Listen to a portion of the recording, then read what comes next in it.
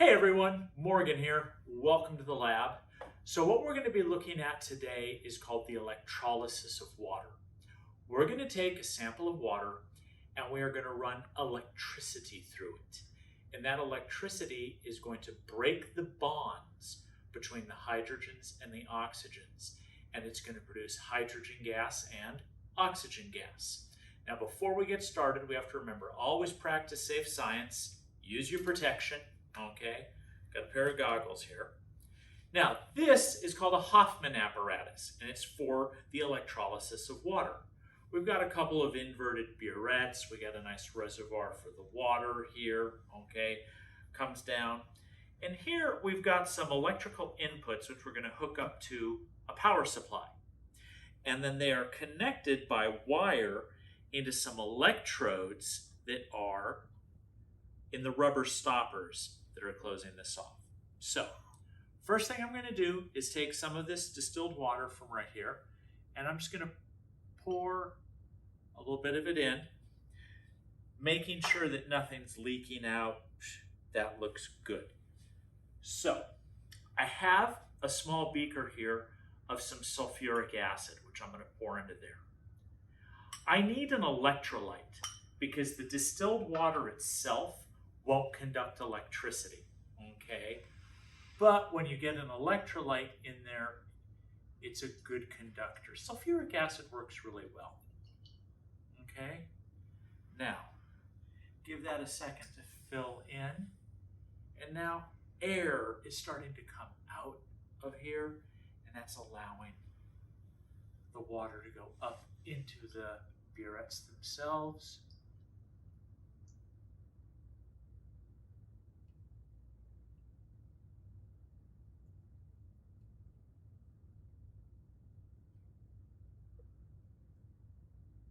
Now I'm going to get it pretty close up to the top there. This one is starting to fill now also. And I'm going to have to close it off.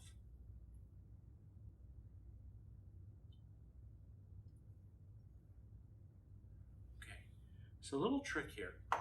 The water level's about there and it's about there. I'm going to close the burettes. And then I'm going to put a lot more water in.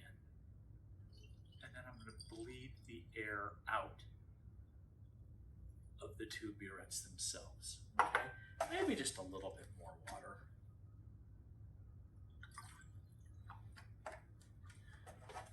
So that I know I've got plenty to work with here. Okay.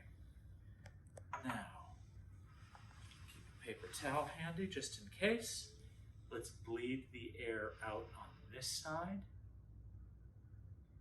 and on this side. Coming up to the top. There we go. Now, both sides are full of water. Hopefully you can see that. Here I've got a power supply, okay? Red wire and a black wire. Traditionally, the red is the positive, the black is the negative. So I plug them in, I look, and over here I see the same thing. So I plug the red wire in there, and the black wire in there. This is just plugged into the 110 power on the wall, nothing special. I'm going to come over here and crank this up, okay? Turn it on. I can see I got some voltage going over here. I'm running in somewhere between 5 and 6 volts, which will be enough. Probably about 2 would do it. I think the number is 1.83. And if you focus in here, you see the bubbles are forming, okay? And we're going to let this run for about 10 minutes, and then we'll come back to show you what has happened, okay? So I'm just temporarily signing off.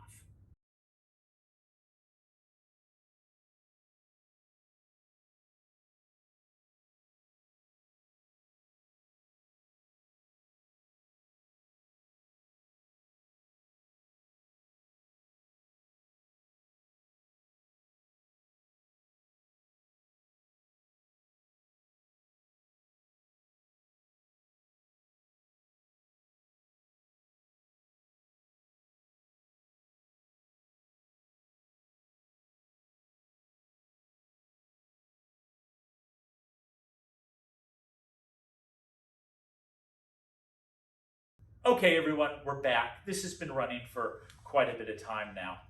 And if you look, what you're going to see is two uneven columns of gas.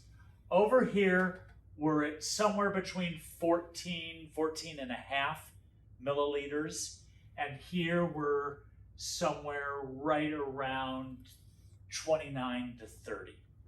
What has happened is that the water has been broken down, according to this equation, into 2 parts of hydrogen to 1 part of oxygen, or 2 moles of hydrogen gas for 1 mole of oxygen gas.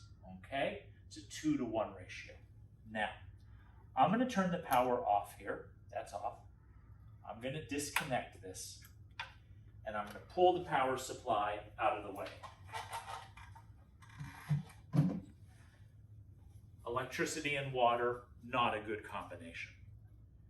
I'm going to take these off, remove them.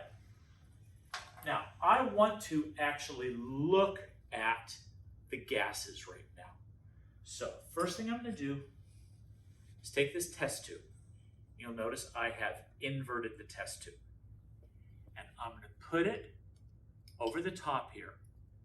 And I am going to collect some of that gas. All right. Okay. I've got the gas in there. Now, what I have here is a cigarette lighter and a wooden splint. And I am going to light the splint on fire.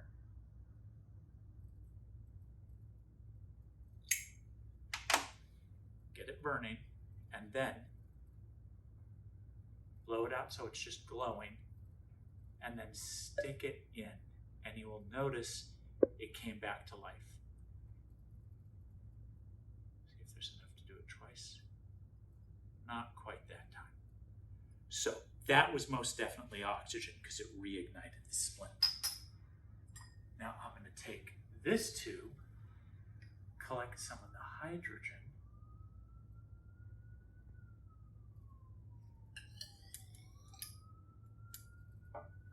that gas is lighter than air. I can actually sit that down like that, and the hydrogen will stay in. Now this time, light the splint. Get it glowing nice and flaming.